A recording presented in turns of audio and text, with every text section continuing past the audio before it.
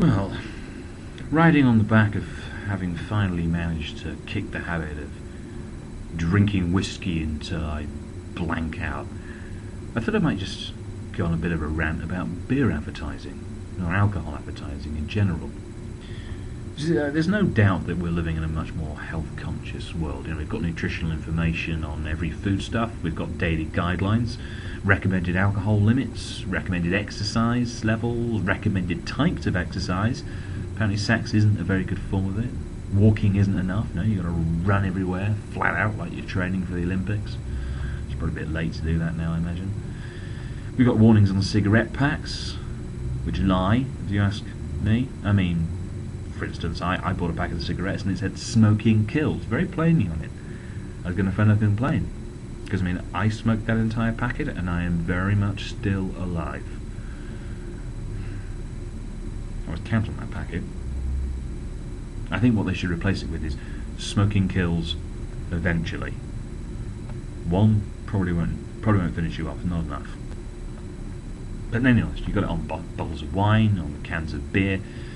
It's pretty much become impossible to claim ignorance as to what is good for you and what's bad for you. You can't really say, "Oh, I had no idea drinking a bottle of whiskey every night was bad for me. I had no idea that smoking 60 cigarettes a day was bad for me. Who ever told me that?" No, you can't claim that anymore. Now, we all know that the Socratic notion that a man wouldn't want what he knew damn well to be bad for him to be, well, a slightly fanciful notion to say the least. Well, that's what I surmised in my last reading of the Meno, and, well, who hasn't been there? But I think there's an awful lot more to it, you see. It's the please drink responsibly.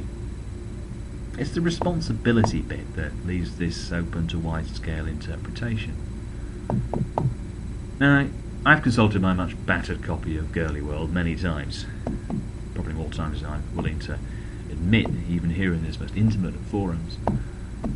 But generally what I do after I've consulted my copy of Girly World is, after washing my hands and such like, is to have a good look through my Chambers Dictionary. I know it's a weird one, but some may say I'm a bit of a weird guy.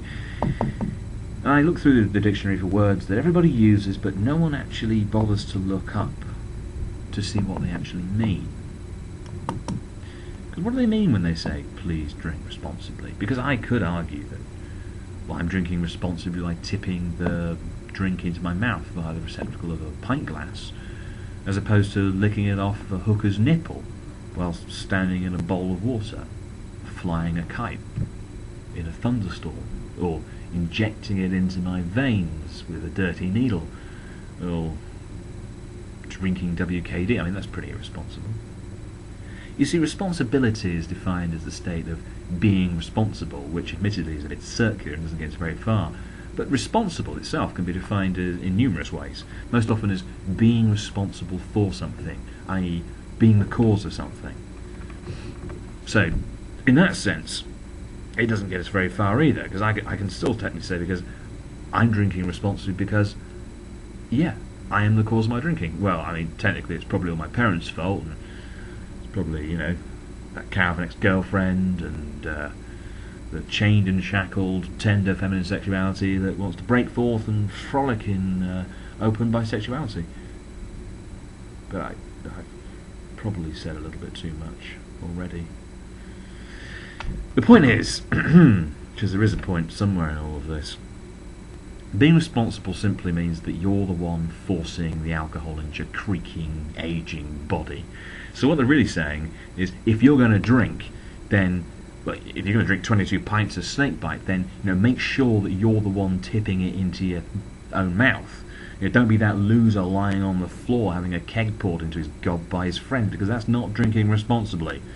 Whereas supping upon it like a babe upon his mother's teat is absolutely fine and dandy. I don't think that's what they're going for there at all. So, we have to look for further definitions. And the next definition of responsible is being able to be trusted, which I don't think gets us very far at all, because, my friends, they can trust me. They can trust me to drink myself into a stupor, collapse around about 5, 6 o'clock in the morning, stinking of whiskey, have to be resuscitated via, I don't know, gallons of black coffee, or just blank out the day. I mean, I don't think that's what they're going for with that at all, really, is it? Trust Scott Carless? You can trust him to drink himself to death by the time he's 36. So it comes down to the final definition of responsible, which is acting in a rational and socially acceptable manner. And I think that's probably the one we'd all agree is what they mean by please drink responsibly. But this is Britain, right? This is the country that's so busy exporting democracy to pissant little countries that can't defend themselves properly. The good 60% of the electorate can't be bothered to vote in referenda on the slightly dull issue of the electoral system. Yet this is a country that not only doesn't hide the existence of a family of incestuous, elitist, parasitical chancers, now it actively promotes them as a bloody tourist attraction. It's a country that sits like some sullen teenager on the periphery of Europe and bathes in the dull glow of a football World Cup victory that took place nearly half a century ago. It's like the loner at the bar that's secretly masturbating over the memory of a past girlfriend that he managed to get tops and fingers with half a fucking lifetime ago. Now, this is the country in which it is entirely rational, and awfully socially acceptable as well, to drink away the miseries of an inherently conservative backwater existence in which we'd all like to shop somewhere other than Tesco, but we've got the club card points now, so there's no going back.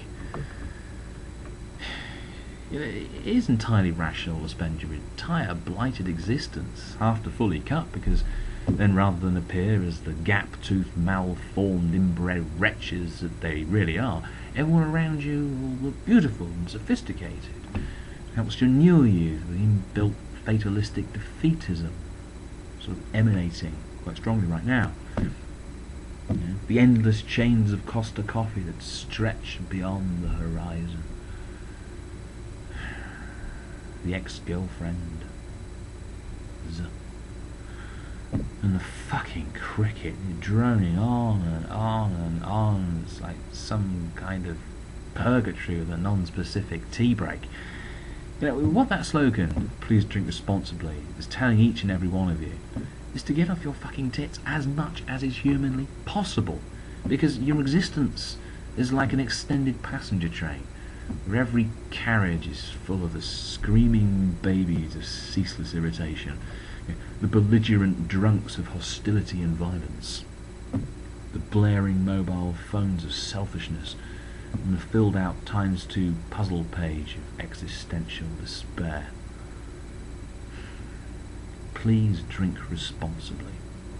And please drink yourself to death before you're 45. Try to think of it as being fiscally responsible, on account of the fact that we've just raided your pension fund to pay for a bunch of pinstripe-suited, completely irresponsible, selfish, money-worshipping, toe-rag bankers. And rather than just leaving you with sweet FA, we thought we'd leave you with the bill too.